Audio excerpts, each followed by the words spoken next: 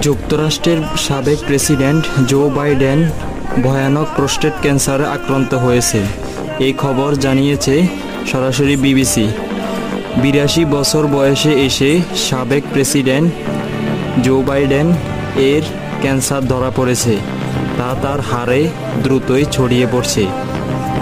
রবিবার তার অফিস থেকে বলা হয়েছে যে জানুয়ারিতে পদত্যাগ করা বাইডেন গত সপ্তাহে প্রস্রাবের লক্ষণের জন্য একজন ডাক্তারের সাথে যোগাযোগ করেন।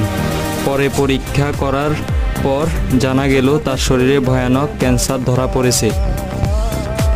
তার শরীরে যে ক্যান্সার ধরা পড়েছে তার রোগের একটি আক্রমণাত্মক রূপ, সেটি হলো 10-এর মধ্যে 9।